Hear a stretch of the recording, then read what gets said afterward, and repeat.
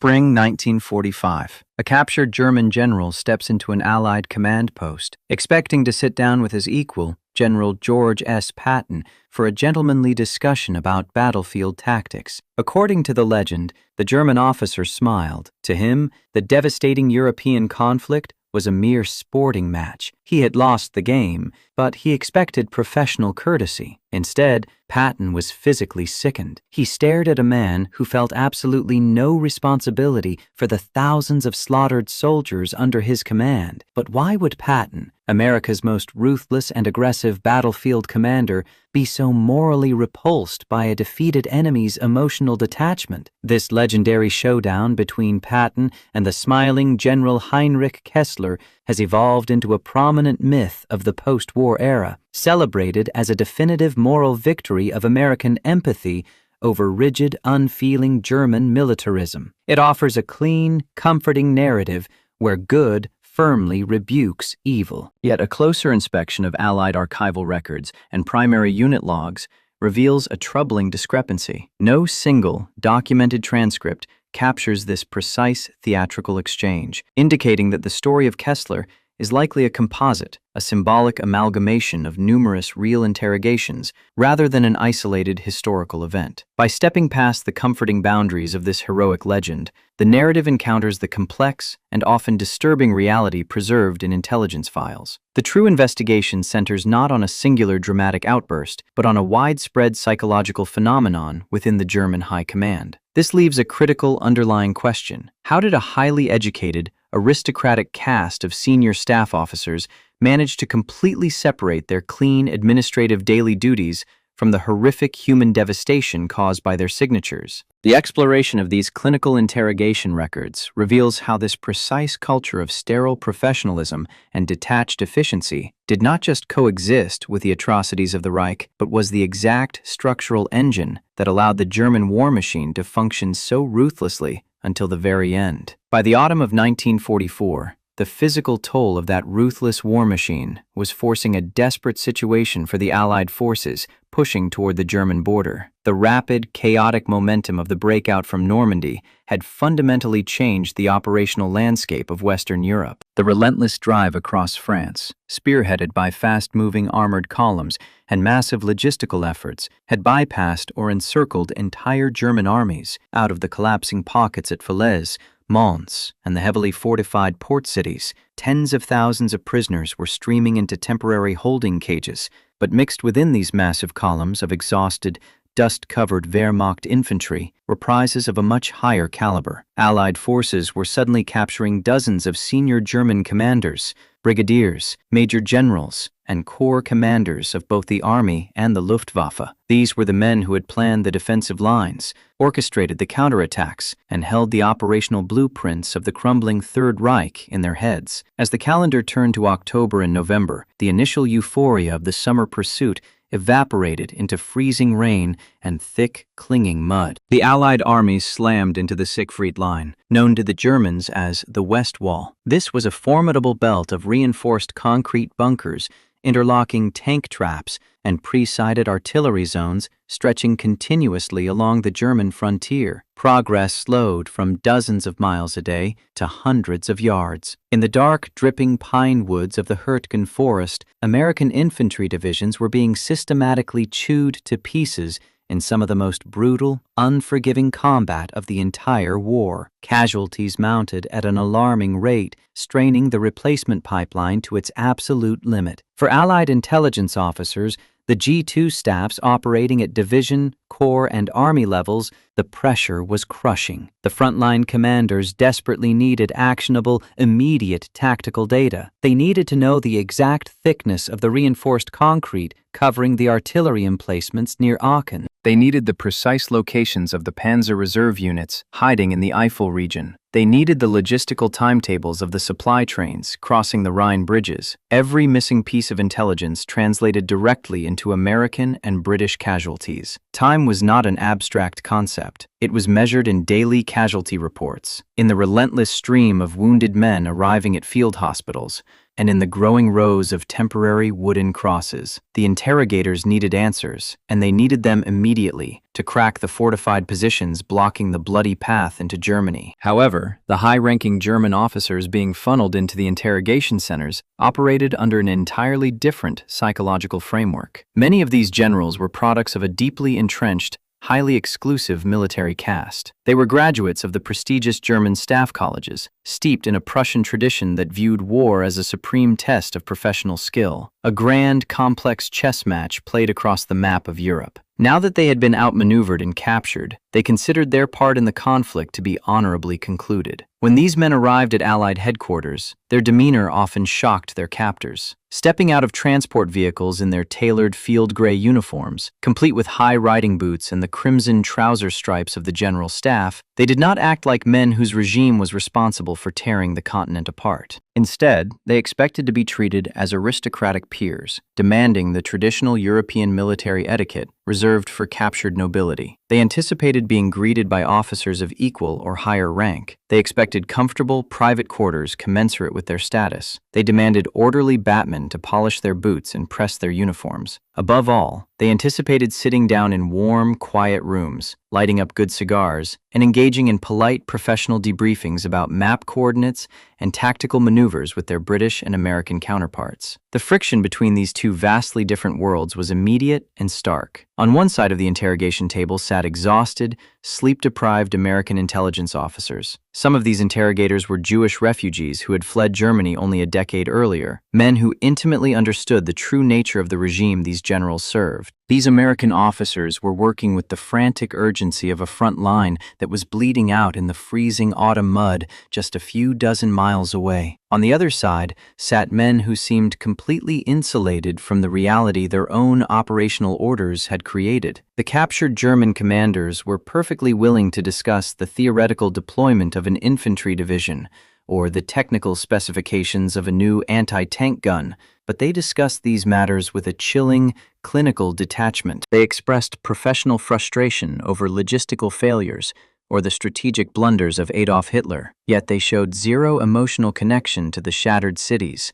the mass graves, or the decimated battalions of teenage conscripts they had left behind. They viewed the war purely as an administrative and tactical exercise. To them, the thousands of men freezing and dying in the Hurtgen forest were merely abstract figures on a situation map, numbers to be shifted, expended, or withdrawn according to the dictates of military science. This sterile professionalism infuriated field commanders, whose own leadership was deeply intertwined with the visceral, muddy reality of their soldiers. When frontline American generals occasionally crossed paths with these high-ranking prisoners, they were often physically repulsed by the German officers' complete lack of personal accountability. The captured generals would politely request better rations or complain about a lack of proper reading material, utterly blind to the monumental suffering their war machine had inflicted. Recognizing the immense tactical value of these senior officers, but frustrated by the formal, rigid nature of direct interrogations, the Allied High Command realized they needed a different approach. The traditional methods of questioning were yielding only what the German generals felt was professionally appropriate to share. To extract the vital operational data needed to break the stalemate on the Western Front, British and American intelligence agencies established highly specialized, clandestine holding facilities. These were not standard prisoner-of-war camps, but carefully curated environments designed to mimic exactly the aristocratic comforts the generals expected. The Allies provided the fine dining, the comfortable armchairs, the rolling countryside estates, and the grand illusion of quiet, honorable captivity. The intelligence officers thought they were simply setting a sophisticated trap to gather mundane tactical data, troop movements, supply vulnerabilities, and defensive blueprints that would save Allied lives on the Siegfried Line. They believed they were constructing a localized intelligence operation to solve an immediate, bloody military problem. But as the hidden microphones wired inside those comfortable rooms began to capture the unguarded, private conversations of the German High Command, the Allied listeners realized they had stumbled into something far more profound. They thought they were just gathering coordinates, but what they actually recorded shattered their entire understanding of the enemy mind. The listeners in these secret facilities were bracing for the raw, sadistic evil depicted in wartime propaganda. They expected to hear the overt villainy that would later fuel the Patton-Kessler legend. But a deep dive into the primary archives reveals a jarring discrepancy between post-war mythology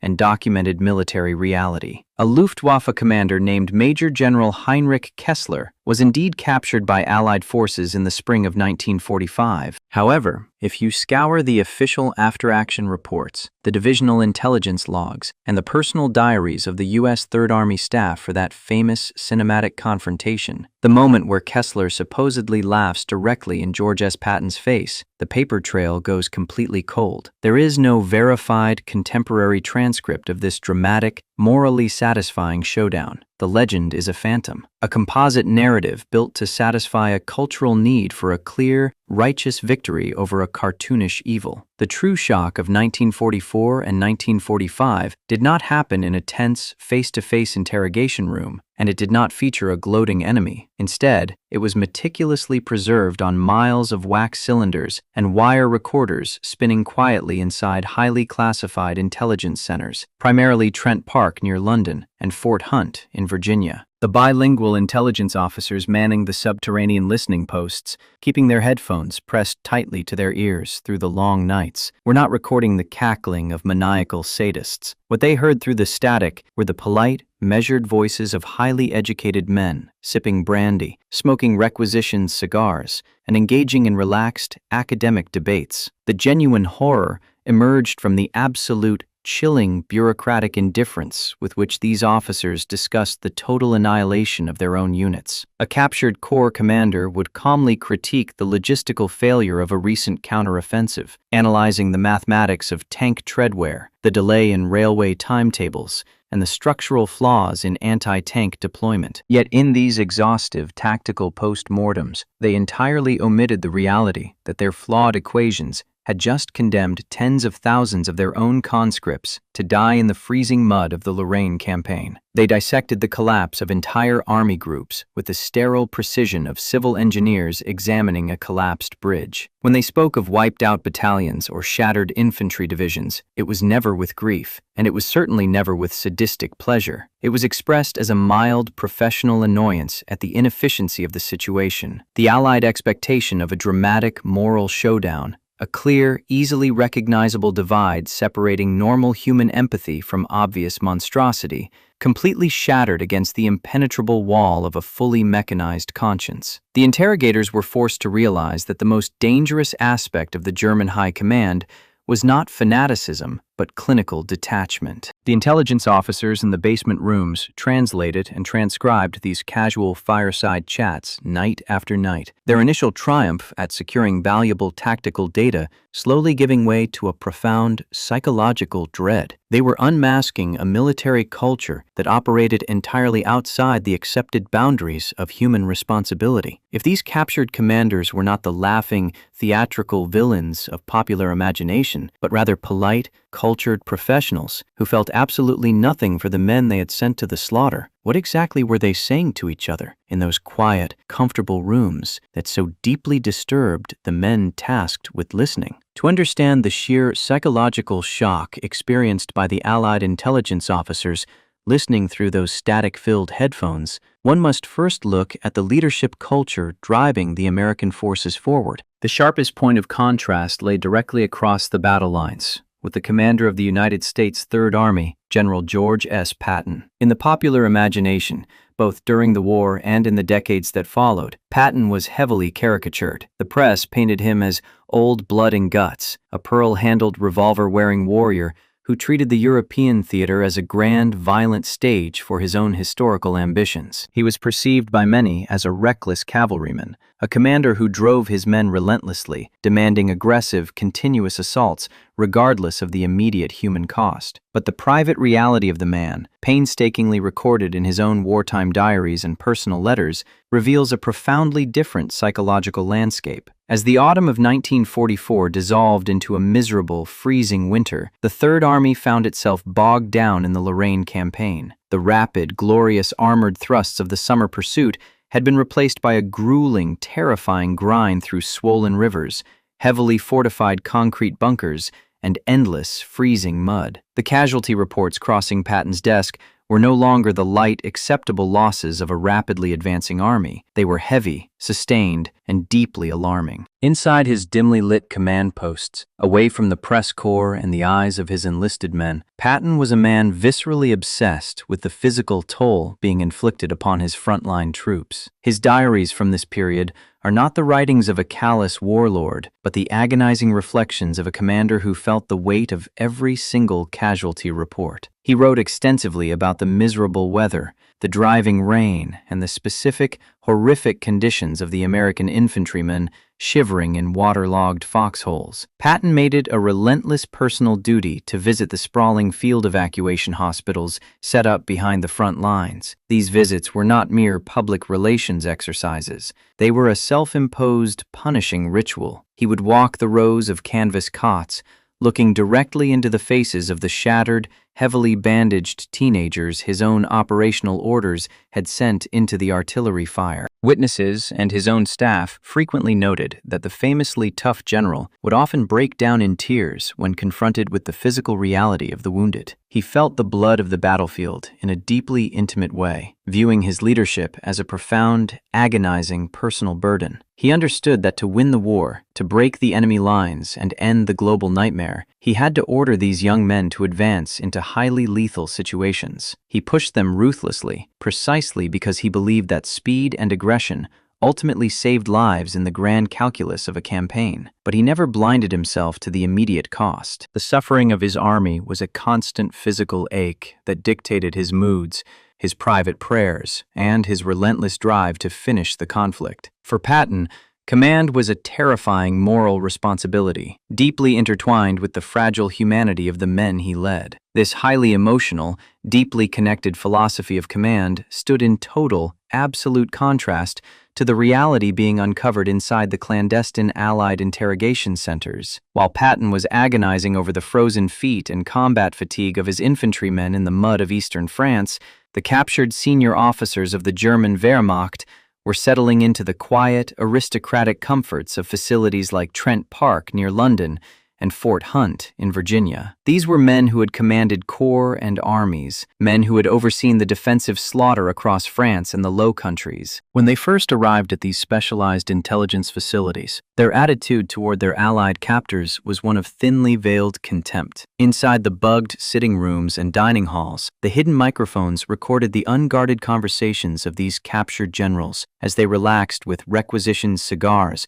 and glasses of sherry. The initial intelligence analysis of these recordings revealed a staggering level of arrogance. The German commanders fundamentally underestimated the Allied military apparatus, viewing their captors not as superior strategists, but as an uncultured, mechanized mob. Steeped in the rigid, highly exclusive traditions of the Prussian military academies, these staff officers believed themselves to be the sole inheritors of true operational art. In their private, recorded discussions, they openly mocked the American and British reliance on overwhelming logistics, massive artillery barrages, and total air supremacy. They referred to the Allied methodology as Materialschlacht, a battle of mere material and tonnage, devoid of the elegant intellectual maneuver warfare taught at the German staff colleges. To the captured German brass, the American army was a clumsy, blunt instrument. They viewed their own defeat not as a failure of military skill, but simply as a mathematical inevitability against a wealthy, industrialized enemy that could produce more trucks, more tanks, and more fuel. They felt completely superior to the Allied interrogators, who occasionally sat down with them for formal questioning. The German generals were more than happy to discuss grand strategy, historical precedents,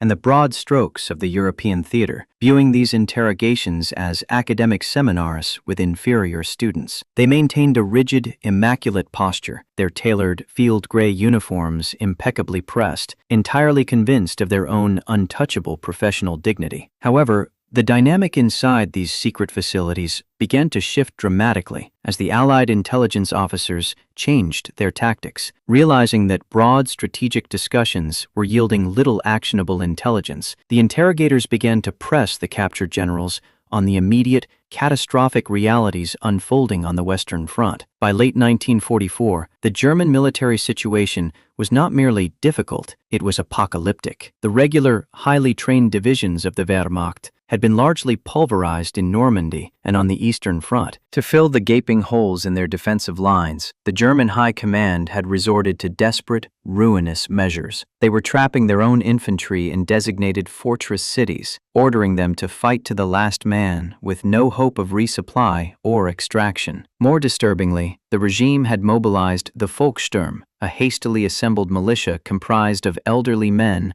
wounded veterans, and young teenagers, often equipped with obsolete weapons and sent directly into the path of advancing Allied armor. The Allied interrogators, many of whom intimately understood the tragedy of the European collapse, pushed the captured commanders on this specific issue. They placed the intelligence reports on the table. They detailed the annihilation of the trapped infantry pockets. They described the captured teenage boys shivering in the POW cages. The interrogators pressed hard, expecting to finally pierce the armor of the Prussian military caste. They expected these highly educated, aristocratic generals to express some level of shame, horror, or at least a sense of profound national tragedy that their war machine was now cannibalizing the very youth of their nation. They expected a moral breaking point, a moment where the sheer scale of the human devastation would force a reckoning with the regime they had served. What the microphones actually recorded in the aftermath of these tense sessions sent a chill through the Allied intelligence community. When the interrogators left the room, and the German generals were left alone to discuss the situation among themselves, there was no emotional breakdown. There was no ideological fanaticism, no fervent defense of the Nazi party apparatus, and certainly no grief for the slaughtered teenagers. Instead, the Allied listeners heard a terrifyingly polite, sterile professionalism. The German commanders discussed the deployment of the Volkssturm and the annihilation of the trapped infantry divisions, but they did so with the mild, detached annoyance of a factory manager reviewing a slightly defective shipment of raw materials. Their primary complaint about the teenage conscripts was not that children were being sent to die, but rather that these untrained units lacked proper motorization and failed to execute complex squad-level tactics. They viewed the mass casualties not as a human tragedy, but as a frustrating violation of military doctrine. They criticized the High Command's orders for static defense because it ruined the aesthetic purity of mobile maneuver warfare, entirely ignoring the tens of thousands of frozen corpses those orders produced. In the very same breath that they discussed the liquidation of an entire army corps, these captured commanders would smoothly transition to expressing mild anxiety over their own personal comfort. The microphones captured surreal, deeply disturbing conversations where a general would analyze the catastrophic collapse of a frontline sector,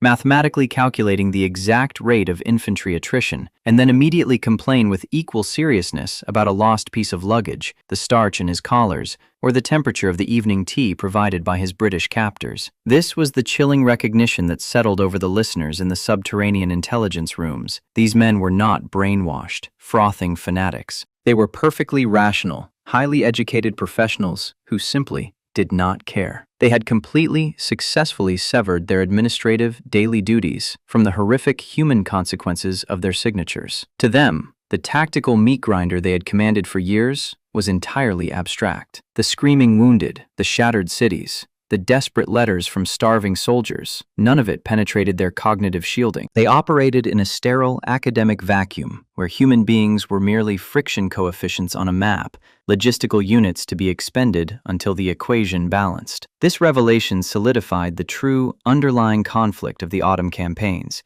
It was a profound, irreconcilable cultural collision. On one side stood commanders like Patton, men who, despite their aggressive and often abrasive public personas, felt the hot blood of the battlefield. They were deeply emotionally entangled with the physical reality of the war, carrying the human cost as a heavy personal weight that drove their urgency to break the enemy lines. On the other side stood the German staff apparatus, an institution that viewed mass death as a simple mathematical inevitability. The Allied intelligence agencies realized they had uncovered something far more dangerous than simple ideological loyalty. This bureaucratic detachment, this ability to treat apocalyptic human suffering as an interesting logistical puzzle, was not merely a quirk of a few captured officers. It was the very engine of the enemy's resilience. It was the exact psychological mechanism that allowed the German military to continue functioning with terrifying efficiency, even as the nation collapsed around them. Because the High Command felt no emotional burden, because they viewed the slaughter through the cold,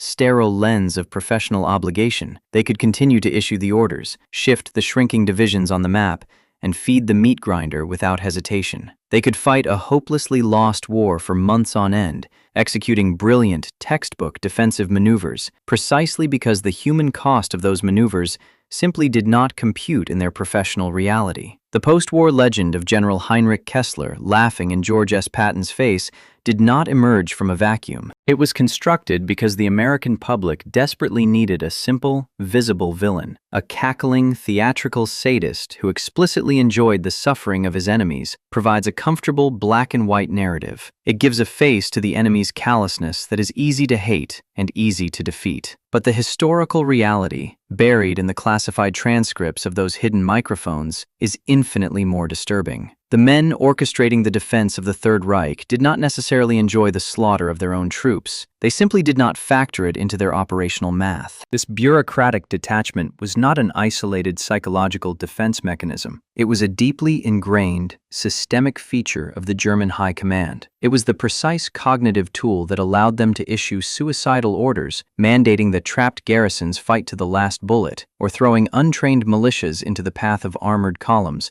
without a single moment of psychological hesitation. When frontline commanders like Patton expressed physical disgust in the presence of captured German officers, it was not merely an expression of conventional moral outrage. It was a sudden, chilling realization of how deadly an army becomes when its leadership completely divorces itself from the physical consequences of its commands. Patton, who carried the agonizing weight of his own casualty reports, was staring at an institutional apparatus that felt absolutely nothing. The enemy's resilience was built on administrative apathy. If a commander never mentally registers the human cost of a shattered battalion, there is no internal friction to stop him from ordering the destruction of the next one. This is the profound conflict between the post-war mythology and the archival truth. The comfort of a fabricated, easily recognizable monster fades away, replaced by the terrifying reality of systemic, civilized indifference. The true danger was never the fanaticism of a screaming zealot. It was the quiet efficiency of a highly educated professional shifting markers across a situation map. But the transcripts alone only tell half the story. To truly understand the horror generated by this bureaucratic detachment, one must look past the tailored uniforms and the polite complaints about requisitioned cigars. One must trace the direct line from those quiet, academic map exercises in the command bunkers to the devastating physical reality they actually produced on the ground. The direct line from those quiet map exercises terminated in the frozen, splintered forests of the Ardennes in the deep winter of 1944. When the German High Command launched their massive, desperate counteroffensive in December, the operational blueprints discussed so calmly in Allied captivity materialized into a landscape of absolute devastation. The temperatures plunged below zero. Heavy snow blanketed a shattered geography of burning fuel, twisted steel, and splintered pine trees. This was the true physical manifestation of the elegant maneuver warfare the captured staff officers so fondly debated. It was not a chessboard. It was a frozen, mechanized meat grinder. General Patton did not observe this reality from a distant, well-heated chateau. As the Third Army counterattacked and pushed relentlessly through the salient,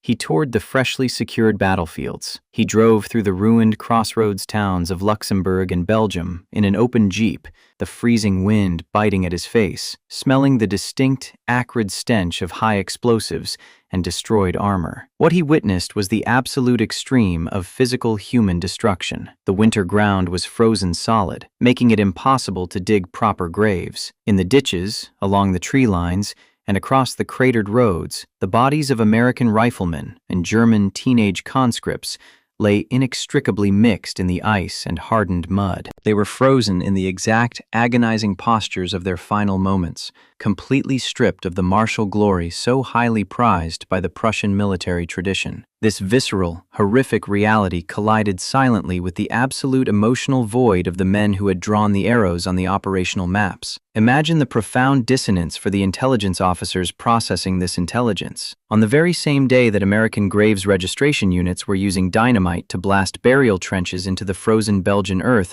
just to accommodate the sheer volume of the dead, a wax cylinder was spinning quietly in a warm, carpeted room near London. On that cylinder, the precise, aristocratic voice of a captured German corps commander was casually dissecting the failure of the Ardennes offensive. The recording held no grief for the thousands of young men freezing in the snowdrifts. Instead, the general simply expressed mild, professional irritation that the motorized infantry had failed to maintain the required timetable, before seamlessly pivoting to a polite request for a better selection of reading material. The agony of the front line stood in terrifying opposition to the sterile bureaucracy of the perpetrators. Patton stared down at the ruined youth of two nations, carrying the crushing weight of every operational decision he had made to win the ground. Meanwhile, the men who had initiated the slaughter, the men who had ordered those under-equipped German teenagers to march directly into the artillery fire, were comfortably sipping sherry hundreds of miles away, entirely insulated from the consequences of their signatures. They were not suffering. They were not reflecting. They were simply waiting out the end of the conflict in well-lit sitting rooms,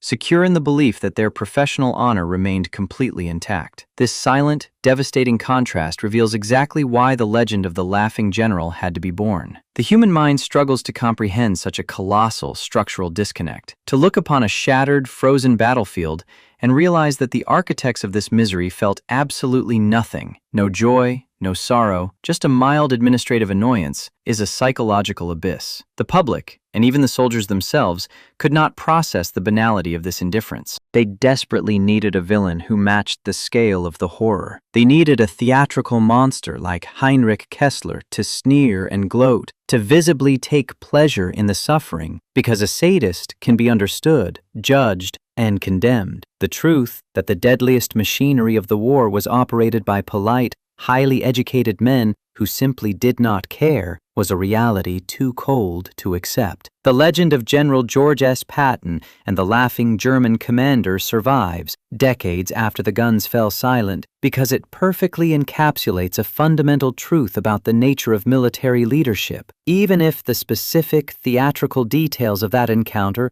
were blurred into a composite myth by a public desperate for a recognizable villain, the underlying moral collision was entirely real. We hold on to the story of the arrogant, smiling general because it serves as a necessary warning. The historical record proves that the most devastating orders of the Second World War did not emanate from the screaming, raving madmen so often depicted in wartime propaganda. Instead, the millions of casualties were engineered by calm, polite, highly educated professionals sitting in quiet rooms, methodically moving pins across a topographical map. By tracing the reality of those classified interrogations and stripping away the post-war mythology, we are confronted with the true, enduring danger inherent in modern warfare, the total abstraction of human life. The destruction of the European continent was made possible by a military apparatus that had successfully transformed the freezing, bleeding reality of the frontline infantrymen into a sterile administrative metric. When a general can completely sever the causal link between his signature on a deployment order and the physical devastation it unleashes, there is no internal friction to stop him from feeding the meat grinder. This demonstrates exactly why a commander's physical and emotional proximity to the suffering of his men remains so vital. The tears Patton shed in those field evacuation hospitals, his agonizing private diary entries, and his physical revulsion at the enemy's detachment were not signs of weakness. They were the essential anchors of his humanity. That visceral connection to the muddy, bloody cost of combat is the absolute only mechanism that prevents military strategy from degrading into cold-blooded mathematics. The myth of the Laughing General endures as a mirror, forcing us to look past the comforting fictions of absolute good and cartoonish evil. As the static-filled recordings from those hidden microphones finally lay bare the chilling bureaucracy of the Third Reich's defeat, we are left with one final, undeniable realization about the men who commanded the opposing side. The ultimate crime of that defeated German high command was never simply losing the campaign across Europe, nor was it their rigid adherence to a doomed tactical doctrine. Their true, unforgivable offense was a stubborn, deliberate refusal to feel the crushing human weight of their own commands. The history preserved inside those classified intelligence files leaves us with a conclusion far more terrifying than the comfortable myth of a gloating, theatrical villain. The defining horror of 1945 was not that the enemy commanders openly laughed at the slaughter of their own men. The chilling, undeniable reality was that as they watched the continent burn and their armies disintegrate into the freezing mud, they felt absolutely nothing at all.